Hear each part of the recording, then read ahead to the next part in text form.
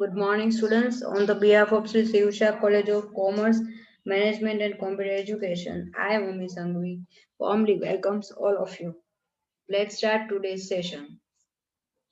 Your class is become semester 5, subject is Management Account.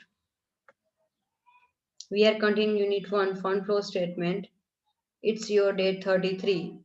આ ચેપ્ટરના આપણે લગભગ 8 સમ કમ્પ્લીટ કર્યા જેમાં નાના મોટા થઈને કમ્પ્લીટ 8 સમ થયા છે. આજે આપણે નવમો સમ લઈ રહ્યા છીએ. જો અત્યાર સુધી તમે આ ચેપ્ટરમાં સમ નથી ગણ્યા તો સૌથી પહેલા પહેલું ફોર્મેટ આવશે schedule of change in working capital. Current assets લેવાની 2 વર્ષની ડિટેલ આપેલી હશે એમાં કરંટ એસેટ્સ લઈ લેવાની એનો ટોટલ કરવાનો. કરંટ લાયબિલિટીઝ બધી લેવાની એનો ટોટલ કરવાનો. કરંટ એસેટ્સ માંથી કરંટ લાયબિલિટી લેસ કરીએ એટલે વર્કિંગ કેપિટલ મળશે. વર્કિંગ કેપિટલ નો difference increase or decrease in working capital ગણાશે. તો આ પહેલું સ્ટેટમેન્ટ કમ્પ્લીટ. બાકી હોય તો નોટ ડાઉન કરી લેજો. એડજસ્ટેડ પીએનએલ ની અંદર ડેબિટ સાઇડ તમામ પ્રકારના એક્સપેન્સીસ અને લોસીસ આવશે. ક્રેડિટ સાઇડ તમામ પ્રકારની ઇન્કમ અને પ્રોફિટ આવશે. ગેપ આવે એડજસ્ટેડ પ્રોફિટ ગણાય જો ક્રેડિટ આવે તો. લાસ્ટ આવે છે fund flow statement. Source side તમામ ઇન્કમ એટલે કે ઇનફ્લો આવશે. એપ્લિકેશન સાઇડ તમામ એક્સપેન્સીસ એટલે આઉટફ્લો આવશે. રૂપિયા કઈ રીતે ગયા આ સ્ટેટમેન્ટ નોટ ડાઉન કરી નાખો જો બાકી હોય તો. હું સમ સ્ટાર્ટ કરું છું. આજનો આપણો સમ છે એ છે sum number 26 page number 104 Saurashtra university 2009 માં પૂછાયેલો છે. ધેટ્સ વાય મેં લીધો છે. સૌથી પહેલા એડજસ્ટમેન્ટ જોઈ લો. કોઈ પણ કરંટ એસેટ કે લાયબિલિટી લગતા એડજસ્ટમેન્ટ છે નથી આપ્યા. ઓકે, તો સૌથી પહેલા આપણે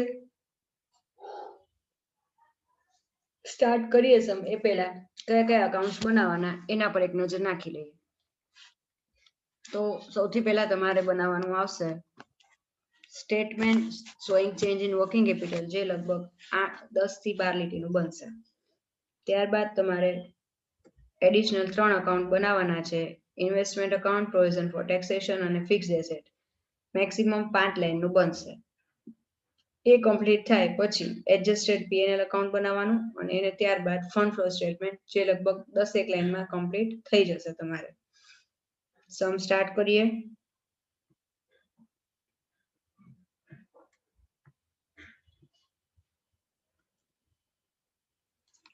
બેલેન્સ શીટમાંથી તમામ કરંટ એસેટ્સ આપણે લઈ લઈએ તો 2017 માં કરંટ એસેટ્સ જે તમને આપેલી છે એ છે સ્ટોક, ડેપ્ટર, બેંક. 2017 માં 2,40,000, 2017 ના સ્ટોક છે 240, ડેપ્ટર છે 210, કેશ છે 1,49,000. ટોટલ થાય છે 5,99,000. એમાંથી 2017 ની ક્રેડિટર્સ લઈ લઈએ. લાયબિલિટીમાં એક જ છે 1,68,000. સેમ અમાઉન્ટ ટોટલમાં મૂકશું આપણે. 5,99,000 માંથી 1,68,000 લેસ કરીએ એટલે 4,31,000 એટલે કે 4,31,000 વર્કિંગ કેપિટલ મળે છે. સેમ વે આપણે 2018 ની ફાઇન કરીએ. સ્ટોક આપ્યો છે 2,10,000, ડેપ્ટર 4,55,000, કેશ એટ બેંક આપેલા છે 1,97,000. ટોટલ થાય છે 8,62,000. લાયબિલિટી એક જ છે 134. સેમ અમાઉન્ટ ટોટલમાં મૂકી દેશું. 8,62,000 માંથી 1,34,000 લેસ કરો તો વર્કિંગ કેપિટલ મળશે 7,28,000. બંને વર્ષની વર્કિંગ કેપિટલમાંથી 80 ની વર્કિંગ કેપિટલ વધારે છે. જે અમાઉન્ટ નીચે મૂકી સેમ અમાઉન્ટ આપણે અહીંયા મૂકી દીધી. ગેપ જે આવે છે એ છે ઇન્ક્રીઝ ઇન વર્કિંગ કેપિટલ. તો ઇન્ક્રીઝ ઇન વર્કિંગ કેપિટલ તમારે આવી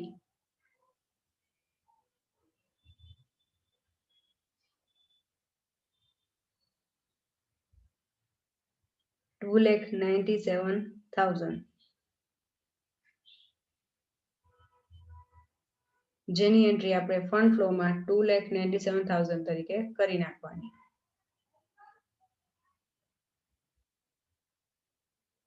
હવે આપણે જે એડજસ્ટેડ પીએનએલ અકાઉન્ટ બનાવ્યું છે એમાં ક્રેડિટ સાઇડ પહેલા બેલેન્સ બ્રોટ ડાઉનની એન્ટ્રી કરી નાખો 56,000 અને ડેબિટ સાઇડ બેલેન્સ કેરી ડાઉનની એન્ટ્રી કરી નાખો 68,000. ત્યારબાદ બધા એડજસ્ટમેન્ટ શરૂ કરીએ. આટલી એન્ટ્રી બતાવી દો, પછી જ આગળ વધજો.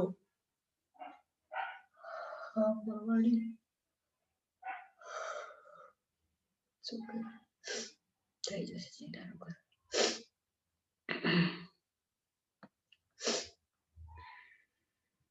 તમે નોટ ડાઉન કરીને પછી આગળ વધજો. હું સ્ટાર્ટ કરી દઉં છું.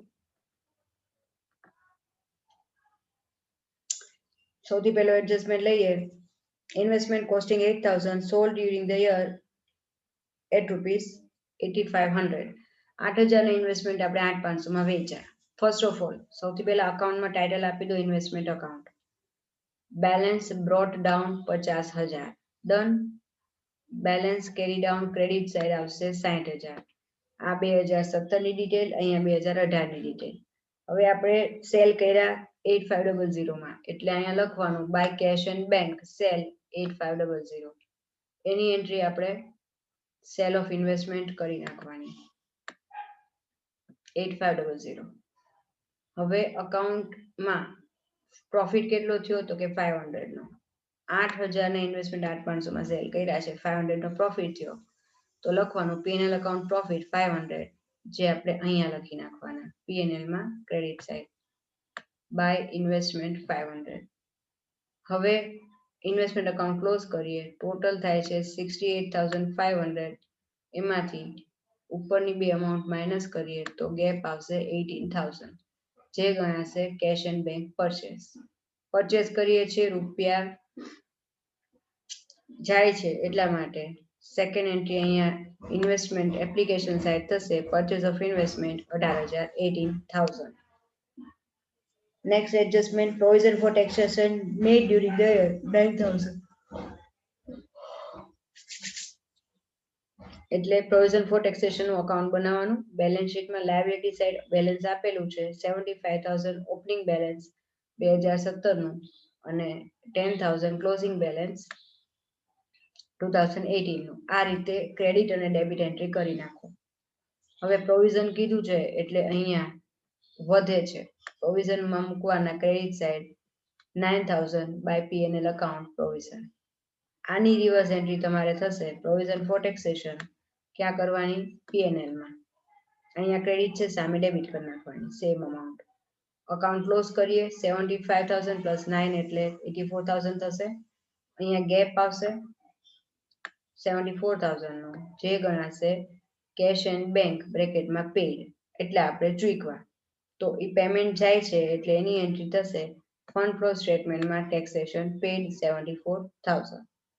Adjustment complete. નેક્સ્ટ જોઈએ. પેલા આટલી એન્ટ્રી કરી નાખો, પછી આગળ વધજો.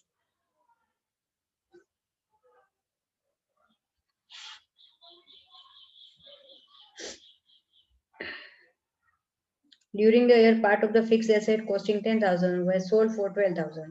10,000 ની ફિક્સ એસેટ 12 માં વેચી. તો હવે નેક્સ્ટ અકાઉન્ટ આવશે ફિક્સ્ડ એસેટ અકાઉન્ટ.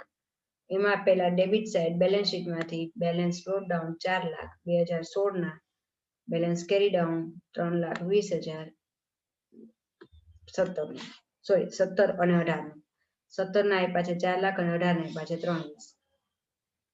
હવે સેલ કર્યું એટલે સેલ ની એન્ટ્રી કરો by cash and bank account sale 12,000. 10 હતો, 10 નું હતું અને 12 માં વેચ્યું. પેલા 12 ની એન્ટ્રી કરી નાખી તો કેશ બેંક એટલે સેલ ઓફ ફિક્સ્ડ એસેટ આવશે 12,000. નેક્સ્ટ પ્રોફિટ આપણે કેટલો થયો? 10 નું હતું તો પ્રોફિટ 2,000 નું છે. ઈ લખવાનું પહેલા ફિક્સ્ડ એસેટમાં debit side to P&L account 2,000. એની રિવર્સ એન્ટ્રી અહીંયા કરશું બાય ફિક્સ્ડ એસેટ 2,000. ત્યારબાદ અહીંયા અકાઉન્ટ ક્લોઝ કરશું ફિક્સ્ડ એસેટ નું. જે ગેપ આવશે એ ડેપ્રી ગણાશે. P&L અકાઉન્ટ બ્રેકેટમાં ડેપ્રી 70,000, જે આપણે અહીંયા મૂકી દેશું.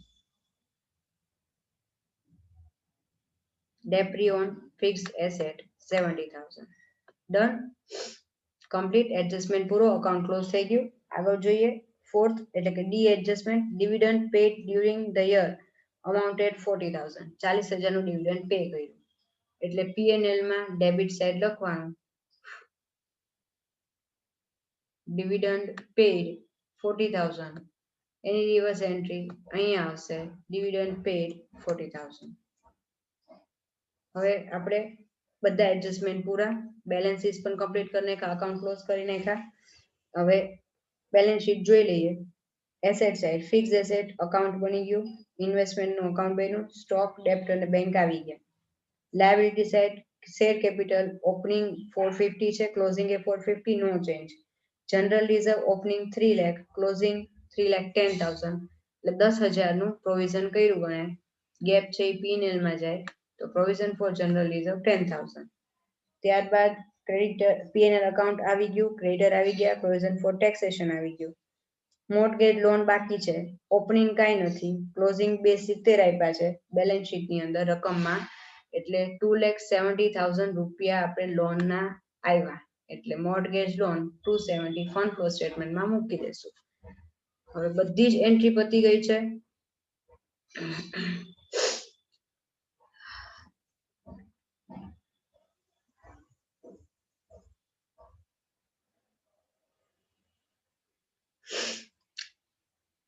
એક વખત બધી ડિટેલ એકવાર જોઈ લો કઈ રહી તો નથી ગયું ને ઓલમોસ્ટ બધી વિગત આવી ગઈ છે કાંઈ બાકી રહી નથી તો હવે આપણે ટોટલ કરીએ સમ નંબર 26 માં ટોટલ થાય છે 1,97,000 ડેબિટ સાઈડ એ ક્રેડિટ મૂકી દઈએ ગેપ આવશે તમારે 1,38,500 એની એન્ટ્રી તમારે ફંડ ફ્લો સ્ટેટમેન્ટમાં કરવાની એડજસ્ટેડ પ્રોફિટ 1,38,500 હવે બંને બાજુનું ટોટલ કરશો એડજસ્ટેડ પ્રોફિટ તમારા આન્સરની સાથે ટેલી થઈ જાય છે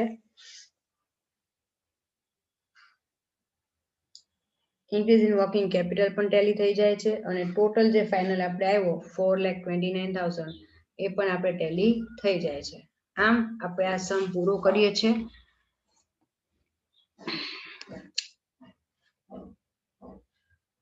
stay safe stay at home